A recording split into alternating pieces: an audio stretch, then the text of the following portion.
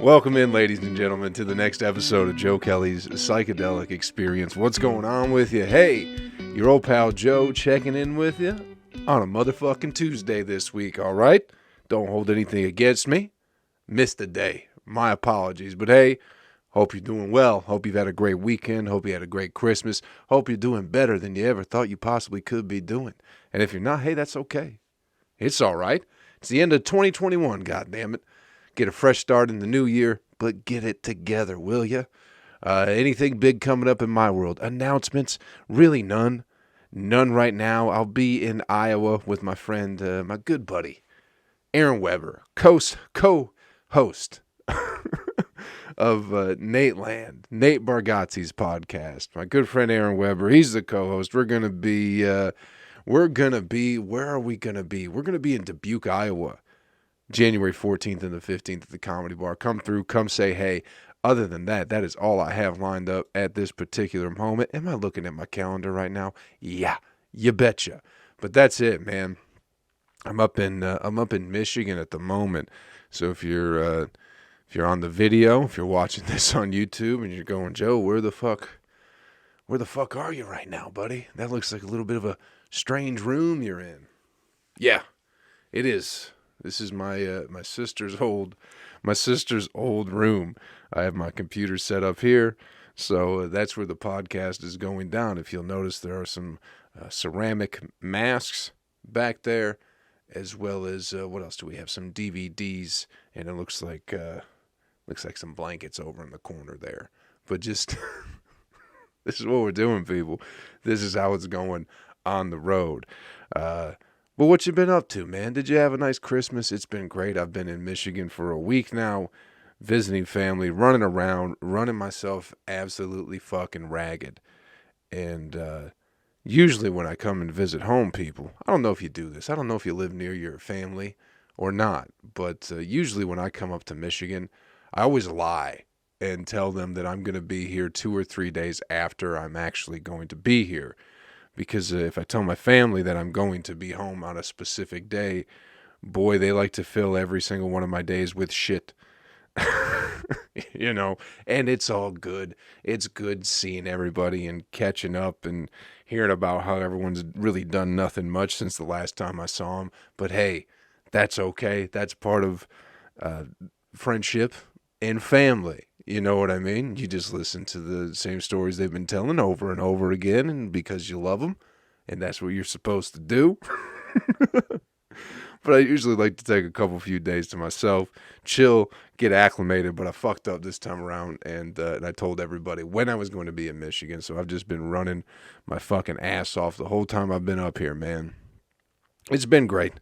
But I am thoroughly exhausted, and I still have about another 6 days here. Something like that. I can leave whenever the fuck I want, but I'm sticking around for a bit.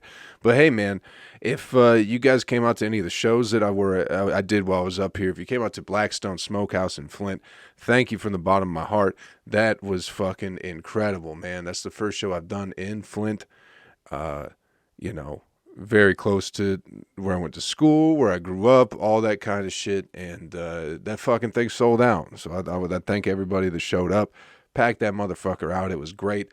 I honestly didn't know most of the people there, so that's good. I had a handful of friends there. They all behaved themselves this time, so that's very good. Didn't have to fucking tell anybody that they're uninvited to further shows or future shows. That's fucking great. My family came through. My sister came through with her fella, and my fucking dad came and saw me do stand-up for the first time, ladies and gentlemen. And I don't know why he was there. I didn't know he was gonna come and show up, but he did, and he seemed like he had a good time. He's a good guy. He goes to church and stuff like that. He grew up Catholic, but so I I don't want to expose him to my particular brand of comedy, but I'm pretty sure he's seen some clips on the internet here and there, and his cousins that I knew from when I was a wee lad, my dad's cousins, they're always fucking with me on like Facebook and liking my shit, sharing it, all that stuff. So they came out, which I kind of expected, or I thought that they might, but I had no idea my fucking dad was going to be there. But he had fun. It was good. I'd probably lean back a little bit You know what I mean? Pulled it back. It's always weird being around your fucking, you know, your family. I can't really talk about my grandma's titties in front of my family. You know what I mean? I can post it on the internet, and if they so happen to see it, then hey, that's totally fine.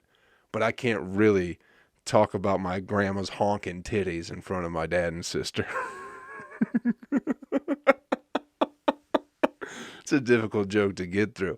You know what I mean?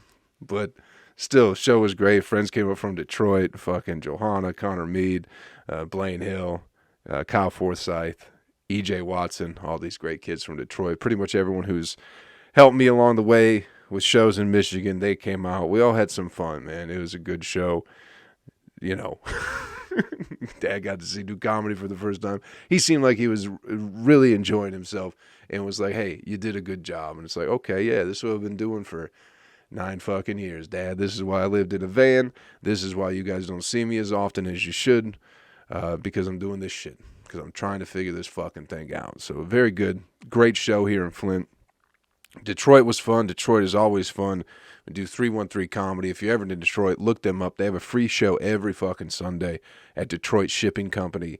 And man, that show was fucking off the chart too. It's not a big room, but they packed it out.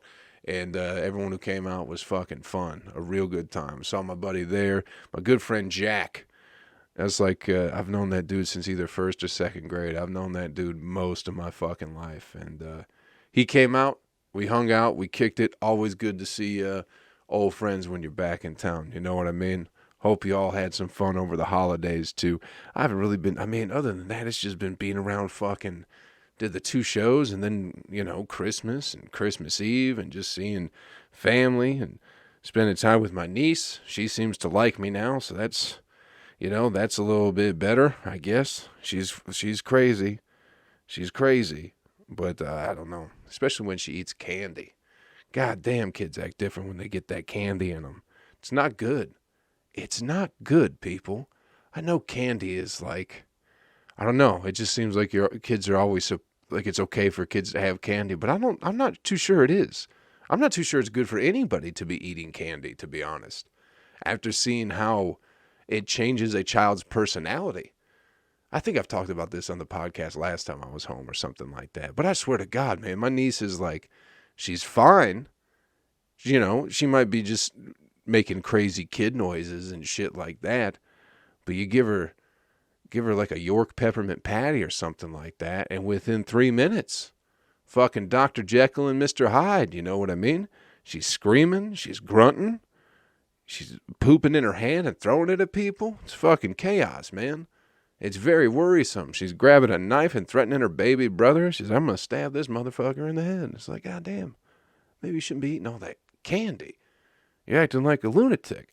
So it just makes me think, like, maybe these people who murder aren't such bad people. Maybe they just eat a little bit too much candy and fly off the deep end. You know what I mean? Jeffrey Dahmer, maybe he just, had too many Reese's Pieces one day and just started fucking whatever he did. What'd he do? Did he eat bitches? I don't know. Did he eat people? Was it mostly ladies? Or was he one of them gay guys that just kills that just kills other guys and eats them? I don't know. But it's weird seeing, it's like, maybe it's not all kids too. Maybe some kids can handle their candy, We all have a friend. You might be that fucking friend. When you drink a little, you're fine drinking like beer, maybe have a glass of wine, you're fine. But maybe, you sip that tequila and then the devil comes out or something like that. We all know somebody like that. We all may have something that does that to us. So maybe it's not all kids that candy makes crazy. Maybe it's just my niece. Maybe she just shouldn't have candy. Just like other people I know shouldn't have tequila or, methamphetamine. Some of my friends can handle meth very well, but a lot of them just can't. A lot of them, as soon as they start smoking meth, they start scratching and, trying to sell old rolls of sausage for pennies on the dollar. It's no good. It's room temp, but you try and help a friend out when you can. Anyway, that's been good. I think I'm taking my grandma to the casino this week. So that'll be fun. Yeah, the one with the titties.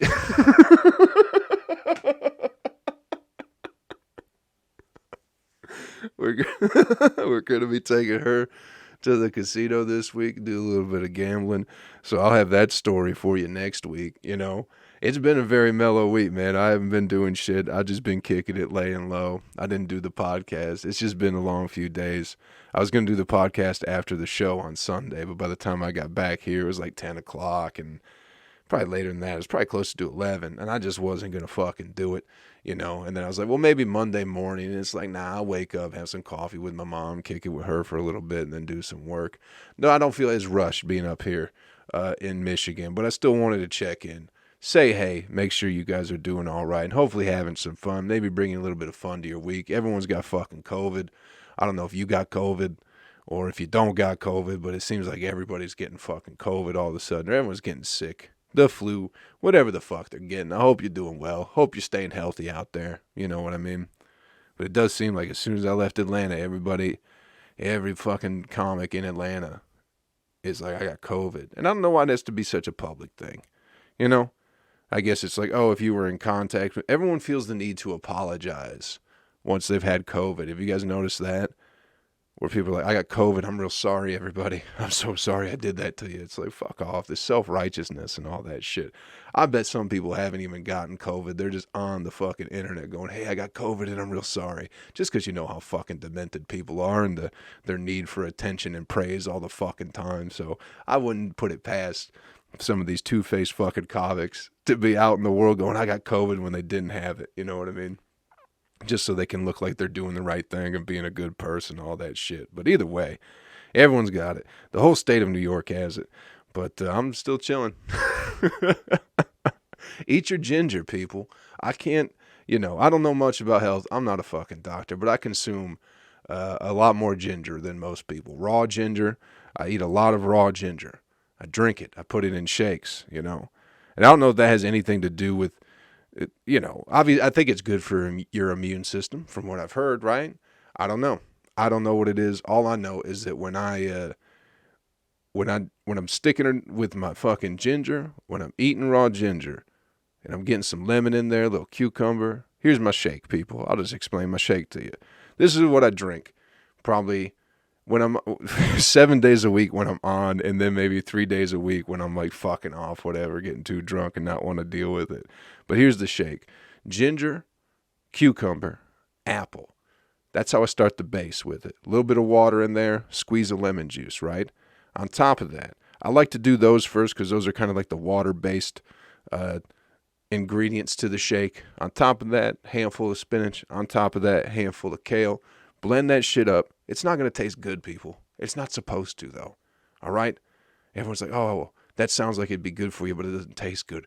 Grow the fuck up. Maybe that's why you got COVID, because the only things you put in your body are shit that tastes good because you're a fucking child. All right? Grow the fuck up. It's not supposed to taste good because it's good for you. Blend that shit up, right? As that's getting a nice consistency to it.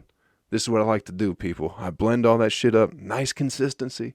Then I put a banana in there to smoothen it out, Makes it a little bit easier going down the hatch. Makes for a great dump. I know that, too. So, that's what I've been doing. And I don't know if it's helping me any, but, anytime I eat raw ginger, hey, I feel pretty fucking good. I know that.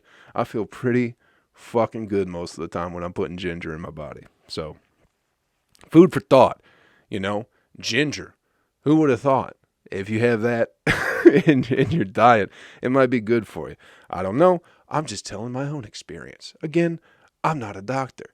What you got to do, people, eat raw ginger and eat ass. Those are my two things to maintaining this fucking Adonis physique that I have in the health of a fucking ox, ginger and assholes. All right? That's Dr. Joe. That's his advice. Everyone is like tired of Fauci. Hey, how about you come to Dr. Joe? How about he gives you some real advice? Joe Rogan? No, Joe Kelley. My last name was Rogan. Nobody would like me. Or a lot of people would, but you know what I mean. But that's all I'm saying. Maybe give that a try. before you do your ivermectin. You know, take a little swig of ginger and eat somebody's dirty butthole. I'm sure it'll make, you know, even if it doesn't knock out your illness, it'll make you feel better spiritually. I'll say that. It'll make you feel good on the inside, having a couple of butt cheeks over your eyes. You know what I mean? Delicious, nutritious. I feel great. I hope you're feeling great too. Anyway, man, I don't even know. I saw one video. It's funny being back in Michigan because it's like, it hasn't been super snowy. It's been relatively cold, but it hasn't snowed a bunch. But like, it has snowed. Roads have been icy. The city hasn't shut down. No one is freaked out, you know. Like being in the South, anytime it snows, everyone just freaks the fuck out. Haven't seen an accident. Nobody's been spun out in any ditches. It's just like, people know how to drive in the snow up here. But as soon as you get in the South, if it snows just a little bit, people freak the fuck out, man. I remember when I lived in Washington, D.C. and it snowed. I was working for the traffic network down there, too, doing traffic on the radio, right? And it fucking snowed. And, bro, people just were, like, abandoning their cars on the interstate. They were just sitting there. They weren't moving. They probably didn't have many other options, but a lot of people, what happened was, I guess they got stuck in traffic, didn't have enough gas, ran out of gas, so they were just like, well, fuck this, my car's not going anywhere, and nobody else's because it's snowing. So they just get out and walk. Left so many cars on the interstates. They don't have any plows either. They're not really prepared for snow. Same thing in Atlanta, man. It snows, and people are like, oh, what the fuck? It's like, yeah, chill. The best thing you could do when it snows is chill and understand that your brakes aren't going to work. If you start sliding, the worst thing you could possibly do is hit your brakes. They're going to lock up, and you're just going to keep sliding. I saw this video. I don't know where it was from. But I swear to God, people. Like, people panic so easily about everything. You know what I mean? That's why it's hard for me to take anybody's concern about anything too seriously, especially as Americans. Americans are so hypersensitive to every fucking thing that people just freak out, they panic, they don't know what to do, and they make poor decisions time and time again, you know.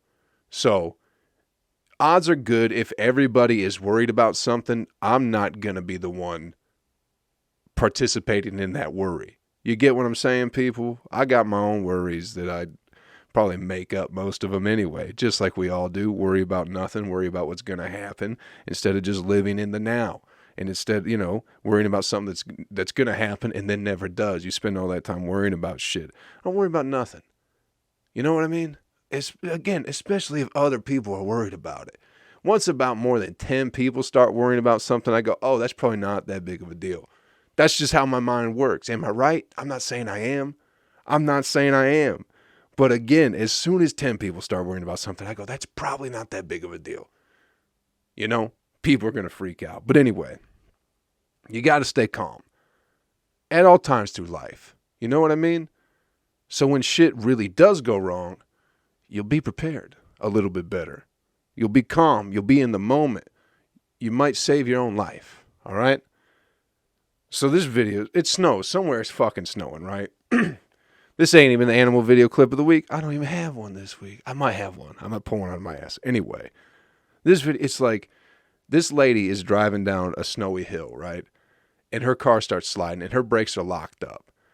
And for some reason, there's somebody on their porch just like videotaping her sliding. She's just screaming. Her door's open. Her brakes are locked up. She's sliding down a hill. She decides to open her door so she can yell for help. Do you understand what I'm saying, people? This lady is dumb as fuck. You know, not only is she slammed on her brakes while she's sliding, she's also decided to open her door. And she's going, help, I don't know what to do. What should I do, everybody? And they're like, well, first and foremost, why don't you maybe get back in the car? That's probably the first thing you should do to avoid a complete disaster is get back in your fucking car, you stupid twit. You know what I mean? It's like, oh no, I can't stop my car. What do I do? Tuck and roll? Is that how this works?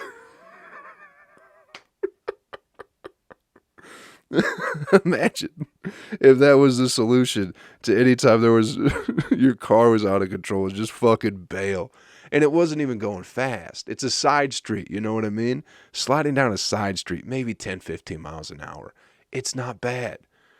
But everybody in the neighborhood's like, get out, don't get out of your car, stay in your car, right? So she's in the car, door's still open, just spinning around. Here comes another car. Guess what that car does too? Locks up its fucking brakes, you know? So now that car is, we'll say another 10, 15 miles per hour, maybe 20. Maybe we'll say 20. We'll give it a little bit more speed. Is about to hit dumb lady number one's car, right? And all of a sudden she just bails out in the fucking middle of the street. You know what I'm saying? Tuck and roll, barrel roll out of the fucking car. And then her car gets hit. And luckily her car spun around her so it didn't hit her and neither did the other person. But it's like, what reality are you living in where you think the best thing you can do if a car is about to hit your car is to lay in the middle of the road? Like, you didn't think that all the way through, did you? No, there's no way you did. My solution for not being able to stop my car is to just get out and hope for the best. What the fuck, people? What the fuck? I need to be teaching some master classes on just fucking regular, normal day existence. You know what I mean? White bitches, keep your dogs on a leash and don't jump out of your fucking car if it's moving, okay? White fellas, stay out of therapy. Everybody else, do whatever you want, because, you know. Because I can't tell you shit. Those are my 3 pieces of advice. 3 pieces of advice for all the white folks out there. Anyway, I'm just saying, fucking learn how to drive in the snow. Don't slam on your brakes if you're ever sliding in the snow. Ride that shit out. That's what you do.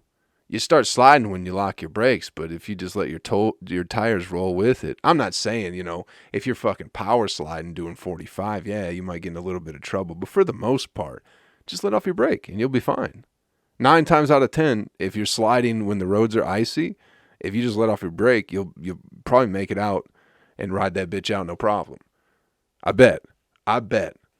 If you've ever, hey, who listens to this podcast and drives in the snow, let me know some of your tips and tricks for getting through the snowy road weather. You know what I mean?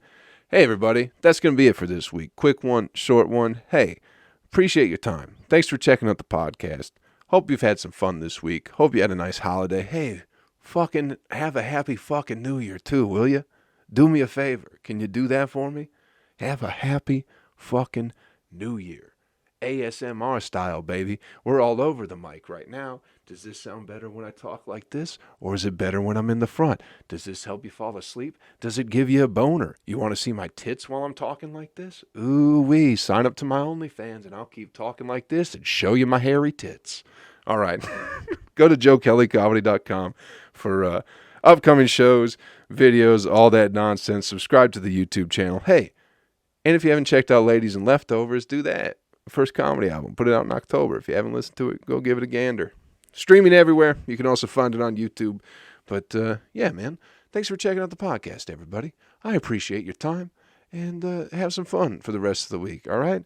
Have a happy New Year. We'll get back to it next week. Take care of yourself. Take care of somebody else. I'll catch you around real soon. Later.